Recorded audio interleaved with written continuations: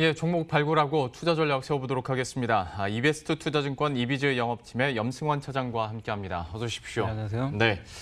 아무래도 많은 분들이 그 날씨와 관련해서 그 이후를 어떻게 대비하고 그리고 투자 전략으로 녹여낼까 고민을 하시는 것 같아요. 차장님께서도 뭐 비슷한 맥락에서 좀 이야기를 하실 것 같은데 장마 이후에 꼭 이렇게 수혜를 입고 나면 물가 한번 팍 튀잖아요. 네. 이미 좀 튀고 있긴 한데 네. 좀 여기에 따른 수혜는 좀 어떻게 보고 계십니까? 일단 이제 중국의 식료 이번에 물가지수 뭐 보셨겠지만 거기서 특징적인 게 음식료 가격이 네. 한 13%나 튀어버렸습니다. 그래서 이 물가지수 내에서도 음식료가 좀 상당히 좀 이슈가 좀 되고 있는데 특히 뭐 돼지고기 가격이 좀 급등했다라는 그런 뉴스들 나오는데 이게 사실 이제 원인이 홍수잖아요, 중국에서.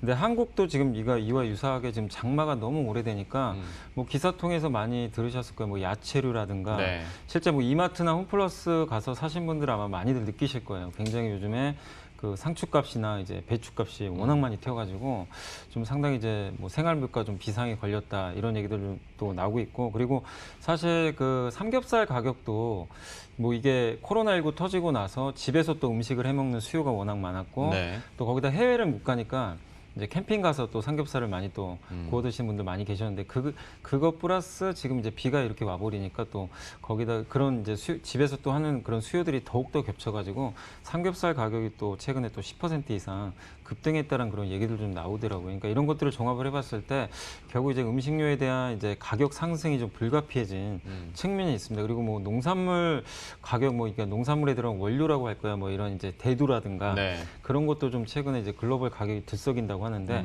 이것도 원가 상승 요인이거든요. 이렇게 보면 결국 뭐 이쪽에 음식료 업종이나 이런 것들을 이제 유통을 해서 판매하는 그 기업들 입장에서는 가격을 지금 안 올릴 방법이 지금 없는 상황으로 갈 수밖에 없는 것 같아요. 근데 여기서 이제 중요한 게 결국 이 가격을 올리는 건 뭐 오케이 할 수 있다고 하더라도 가격을 올렸을 때 과연 이게 사람들이 덜 먹어버리면 네. 기업 입장에서는 사실 올리나 마나잖아요. 그렇죠. 이게 의미가 없어져 버리죠. 근데 우리가 음식은 하루 세끼 먹고 살아야 되기 때문에 네. 안 먹을 수는 없는 거거든요. 그러니까 네. 수요가 줄진 않아요, 사실. 음식료라는 건 아무리 가격을 정말 뭐 말도 안 되게 올리면 또 모르겠지만 그런 경우가 아니라면 상식적인 선에서 물가에 맞춰서 올린다면은 결국에는 음식료 업종 입장에서 이게 나쁠 건 없는 거거든요. 결국에는 이제 우리가 흔히 P라 그러죠. 단가는 올라가고 Q는 유지되니까 당연히 마진이 올라갑니다. 그래서 네. 과거에도 보면 이렇게 음식료, 그러니까 그 식음료 가격이라든가 물가 지수가 올라갈 때 대체적으로 좀 음식료 업종들이 굉장히 실적도 좋았고 그리고 주가도 좋았는데 근데 여기서 이제 많은 분들이 좀 그런 생각들을 하실 거예요. 최근에 음식료 업종 올라간 거는 이거랑 전혀 별개로 아시겠지만 어제 CJ 제일제당이 실적 발표했지만 결국 거기서 나온 거는 다 해외 쪽입니다. 네. 예, 해외 쪽에서 냉동식품, 뭐 HMR 예. 쪽, 예. 근데 이미 지난주에 동원 F&B가 실적 발표를 했었거든요. 네. 그러니까 동원 산업은 이제 참치를 이제 원양으로 해가지고 하는 회사인데 자회사 중에 하나가 그 스타키스트라고 네. 많이 들어보셨을 거예요. 그 북미 최대 참치캔 회사거든요. 그게 자회사인데 그 회사 실적이 깜짝 실적이 나왔어요. 이미 그때부터 사실 예고는 돼 있었어요. 아, 가공식품 회사들 해외 특히 미국 매출 비중 높은 회사들 실적 잘 나오겠구나.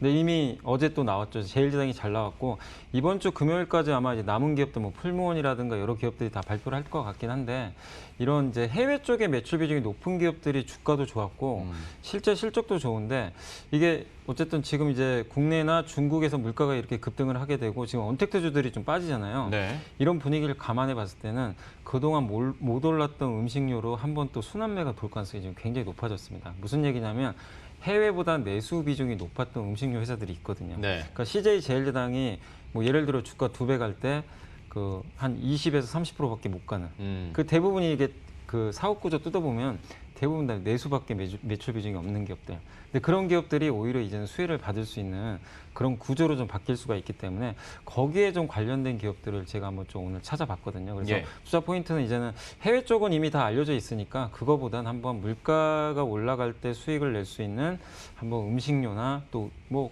음식료뿐만 아니라 또 거기에 관련된 유통회사들도 있으니까 예. 한번 그쪽에 투자 포커스를 맞춰보자. 그게 좀 저희 오늘 좀 의견입니다. 근데 그 설명해 주신 배경이나 이야기를 들어보면 해당되는 기업들이 꽤 많아요. 네. 좀 추려주세요. 그 중에서 좀 저는 첫 번째로 이제 말씀드리고 싶은 종목은 오뚜기입니다. 오뚜기가 정말 많은 분들이 근데 이 회사도 가공식품 잘하거든요. 네. 뭐 아시겠지만 라면에서는 그렇죠. 거의 지금 점유율이 신라면하고 거의 육박이 있더라고요. 맞아요. 예.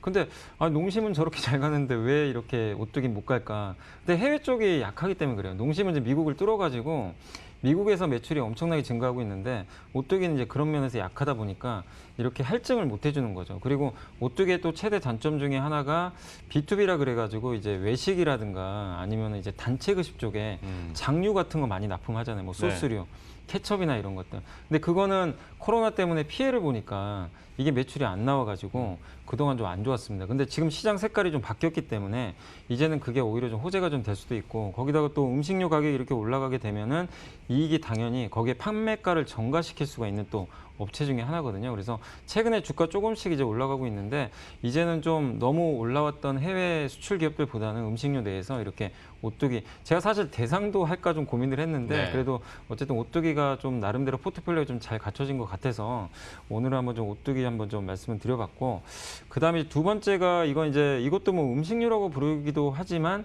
약간 이제 양동 관련주입니다. 이지바이오.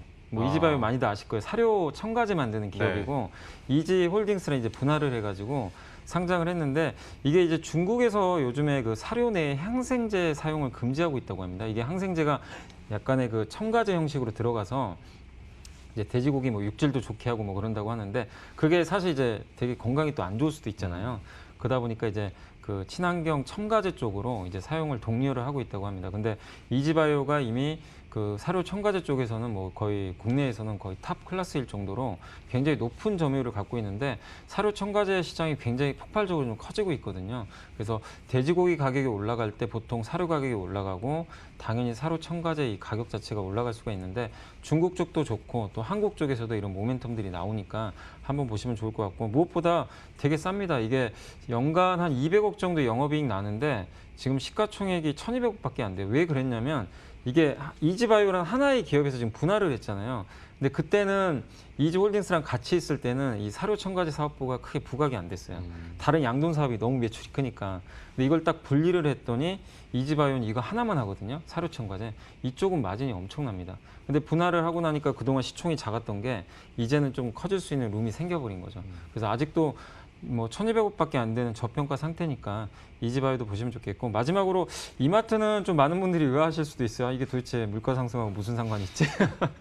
네, 그러실 수도 있는데 왜 좋냐면 신선식품 때문에 그렇습니다. 신선식품은 지금 많이 취급하잖아요. 네. 마켓컬리랑 사실 경쟁 많이 하는데 이쪽에서 지금 정영진 부회장도 지금 이쪽에 거의 사활을 걸고 있는 것 같아요. 신선식품 쪽에서. 근데 이마트가 잘하는 게 이 오프라인 매장이 워낙 많으니까 거기서 물류창고 많잖아요. 네. 그거 이용해서 당일 배송 다 가능하거든요. 네. 근데 신선식품이 다 뭡니까? 야채나 채소류거든요. 이쪽 가격이 튀면 이마트 입장에서도 당연히 판매가 올릴 수밖에 없어요. 그러면은 그렇다고 사람들이 안 먹을 수는 없거든요. 그렇기 때문에 이쪽에서 유통을 하는 대표교 이마트도 나름대로 수혜를 받을 수 있기 때문에 한번 이것도 뭐 약간 한 달이 좀 건너야 되겠지만 좀 수혜 기업으로 보시면 좋을 것 같습니다. 저 설명을 듣다 근데 한 가지 그냥 뭐 전혀 다른 얘기일 수 있는데 네. 궁금한 점이 뭐 오뚜기든 이지바이오든 이마트든 그러니까 상대적으로 좀 덜 오른 종목들 네. 소개해 주시는 거잖아요. 근데 요즘 같은 시장에서도 덜 오르면 이건 문제가 있는 거 아닌가라는 생각 조금 있거든요. 그러니까 그냥 평시였다면 메리트, 네. 밸류 메리트라도 있겠는데 여기에 대해서는 좀 어떻게 보세요? 근데 되게 좋은 질문이신 것 같아요. 그러니까 이게 지금 근데 분명히 지금 시장은 못 간 종목이 가는 장은 맞아요. 그건 뭐 누구나 지금 다 인정하실 거예요. 왜냐하면 오늘도 보면은 뭐 호텔 신라나 막 하나투어 막 이런 것들이 급등하는데 근데 보셔야 될 게 그냥 단지 기술적 반등인지 제가 이제 말씀드리는 건 뭐냐면은 이 음식료에서도 사실 되게 못 오른 기업들이에요. 그 네. 말씀은 확실히 팩트를 정확히 짚어주셨는데 근데 뭔가가 이게 부스터 역할을 해주는 뭔가 트리거가 생기면 상황이 바뀐다는 겁니다.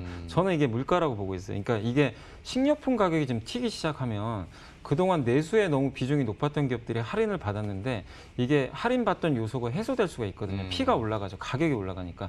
그럼 마진이 올라갈 수 있다는 이런 모멘텀이 생겼기 때문에 이제는 이제 우리가 못 갔지만 오히려 호재가 생겼다는 측면에서 좀 달리 봐야 될 것 같아서 오늘 좀 말씀을 드려봤습니다. 방아쇠만 당겨주면 네. 다시 한번 갈 수 있는 종목들로 추려온 거다라고 설명을 들어왔어요. 이렇게 세 개 종목 받고 이번 주에 발굴해 오신 종목도 공개를 해주시죠. 네, 오늘 좀 두 종목 좀 발굴을 해봤는데 네. 오늘 첫 번째는 자동차가 워낙 세잖아요. 근데 네. 자동차 부품주들 중에서 중소형주 되게 안 간 기업들이 많이 있어요. 그래서 그 중에 하나 현대공업 한번 골라봤고요. 이게 제너시스 쪽에 그 부품을 좀 많이 납품한 특히 SUV 모델에 특화된 회사입니다. 그래서 이번 2분기 실적 다들 자동차 부품하면 다 적자 아닌가 그러셨겠지만 이 회사는 엄청난 이익을 냈어요. 이익이 210%나 증가했습니다. 왜냐하면 상반기에 제너시스가 국내에서 워낙 잘 팔려가지고. 그렇죠. 근데 이게 끝이 아니잖아요. 9월 달에 그 제너시스가 또 이제 미국으로 갑니다. 네. 미국의 GV80이 9월인가 아마 10월일 거예요. 그때 이제 출시가 되기로 확정이 됐는데 그러면 해외까지 이제 매출이 나오거든요.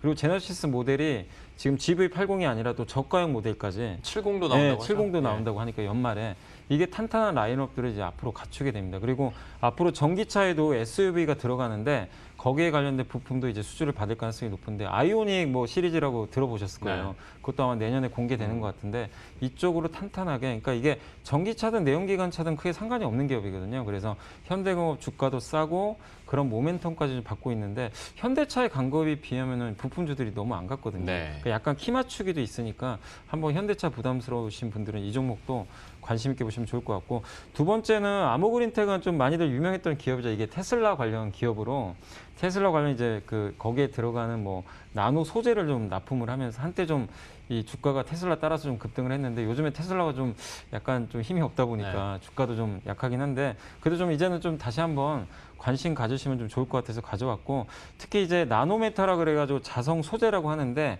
이게 이제 5G 폰하고요. 거기다가 자동차, 전기 자동차에 좀 들어가는 그런 부품 중에 하나인데 이게 이미 테슬라 쪽에 납품이 되면서 실적이 좀 상당히 좀 잘 나오고 있고 거기다가 이제 벤트라 그래가지고 이제 방열 소재입니다. 이게 이제 핸드폰에 대부분 들어가게 되는데 이게 배터리 팩에도 이제 앞으로 들어간다고 하더라고요. 네. 그러니까 이제 기존의 테슬라뿐만이 아니라, 그러니까 원래 주력은 5G 폰인데 이 벤트라는 게 이 앞으로 배터리가 발열이 되게 심하잖아요. 네. 열 관리를 잘해야 되는데 그거를 좀 잡아줄 수 있는 부품 중에 하나라고 합니다. 이 벤트라는 부품이. 그래서 이쪽이 사실 주요 모멘텀인데 이게 앞으로 전기차 쪽에 들어가게 되면 상당한 좀 모멘텀을 좀 받을 수 있고 또 최근에 제가 수급도 확인해 봤는데 기관 투자들이 좀 최근에 굉장히 좀 의미 있게 또 매수가 들어오는 것 같아서 단기적인 트레이딩 관점에서도 충분히 접근해 볼 만한 것 같습니다. 오늘 뭐 주가 둘 다 좀 빠지지만 오히려 좀 빠지니까 좀 저가 매수하기는 좀 좋은 위치인 것 같아요. 그래서 아모그린텍도 그런 모멘텀을 가지고 여러분들이 한번 대응을 해보시면 좀 좋을 것 같습니다. 네, 모두가 두 종목 모두 전기차에 대한 모멘텀 그리고 지금 이미 핫해서 대표 대장주들은 급등을 했던 그런 업종군인데 여기에 대해서 현대공업과 아모그린텍까지 또 새로운 아이디어의 종목들도 소개를 해주셨으니까 한번 관심 있게 계속 그 흐름들 지켜보도록 하겠습니다. 이베스트 투자증권 이비즈 영업팀의 염승원 차장과 함께했습니다. 오늘 말씀 고맙습니다. 감사합니다. 그럼 저희도 여기서 인사드리도록 할 텐데요. 시장 상황 잠깐 체크하고 마무리 짓도록 해보겠습니다. 현재 코스피가 보합권까지 그래도 올라왔습니다. 2,417선 지나가고 있고요. 어떻게든 이제 2,500을 향한 그런 힘과 관성은 남아 있습니다. 다만 아무래도 시장의 중심과 관심이 코스피 대형주 쪽으로 가다 보니까 코스닥의 낙폭은 좀 커졌네요. 2% 이상 조정받으면서 842선 지나가고 있고요. 역시 삼성전자가 그래도 힘을 내주니 코스피 시장 지수 자체 낙폭도 좀 줄어듭니다. 결과적으로 이제 2,500까지 가려면 삼성전자와 SK하이닉스가 좀 힘을 내줘야 되는데 어떻게 될지 한번 보도록 하겠고요. 삼성바이오로직스는 여전히 강합니다. 4.48%의 흐름 기록하고 있습니다. 어느 종목들이 대세인지는 이번 주장 흐름만 보더라도 너무나도 잘 아실 것 같은데요. 여기에 대해서 좀 현명하게 투자하시고 대응하셨으면 좋겠고요. 저희들은 내일 이 시간에 또 새로운 전략과 종목들 들고 다시 찾아뵙도록 하겠습니다. 시청해주신 여러분 고맙습니다.